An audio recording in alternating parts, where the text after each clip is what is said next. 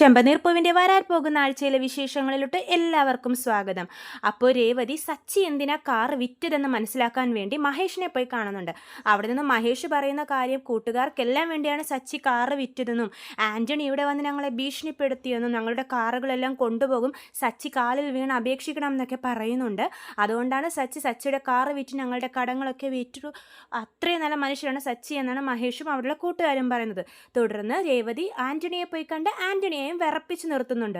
അതും കഴിഞ്ഞ് രേവതി വീട്ടിൽ വന്ന് അച്ഛനോട് കാര്യം പറയുവാണ്. സച്ചിയേട്ടൻ എന്തിനാ കാറ് വിറ്റതെന്ന് ഞാൻ അറിഞ്ഞു അച്ഛാ, ഒരു നല്ല കാര്യത്തിന് വേണ്ടിയാണ് സച്ചിയേട്ടൻ അത് ചെയ്തതെന്നാണ് രേവതി അച്ഛനോട് പറയുന്നത്. ഇത് കേൾക്കുമ്പോൾ അച്ഛനും നല്ല സന്തോഷമാവുന്നുണ്ട്. പിന്നീട് രേവതി മുറിയിൽ പോയി സച്ചിയോട് പറയുവാണ്, നിങ്ങൾ മറച്ചു വെച്ച രഹസ്യം ഞാൻ എന്താണെന്ന് അറിഞ്ഞു എന്ന്. അത് കേൾക്കുമ്പോൾ സച്ചി ഞെട്ടുന്നുണ്ട്. കാരണം ഇനി ശരത്തിൻ്റെ കാര്യമാണോ ഇവൾ അറിഞ്ഞത് എന്നുള്ള ടെൻഷനാണ് സച്ചിക്ക്. പക്ഷെ അറിഞ്ഞത് വേറൊന്നുമല്ല, ആൻ്റണിയെ കാറ് വിറ്റത് എന്തിനാണ്, കൂട്ടുകാർക്ക് വേണ്ടിയാണെന്നുള്ള കാര്യമാണ് രേവതി മനസ്സിൽ വിചാരിക്കുന്നത്. പക്ഷേ സച്ചി ഓർക്കുന്നത് മറ്റേ ശരത്തിൻ്റെ വീഡിയോയുടെ കാര്യമാണ്. അങ്ങനെയുള്ളൊരു സംഭാഷണമാണ് അവിടെ കാണിക്കുന്നത്.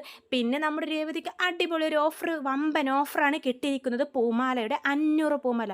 അത് വരും വിശേഷ ദിവസങ്ങളിൽ നമുക്ക് കാണാം. അപ്പോൾ കൂടുതൽ വിവരങ്ങൾക്കായി എൻ്റെ ചാനൽ സബ്സ്ക്രൈബ് ചെയ്യും. കൂടുതൽ വിശേഷങ്ങൾ ഞാൻ എൻ്റെ ചാനലിലൂടെ അപ്ലോഡ് ചെയ്യും. ചാനൽ സബ്സ്ക്രൈബ് ചെയ്യാത്തവർ സബ്സ്ക്രൈബ് ചെയ്യണേ. എല്ലാവർക്കും നന്ദി.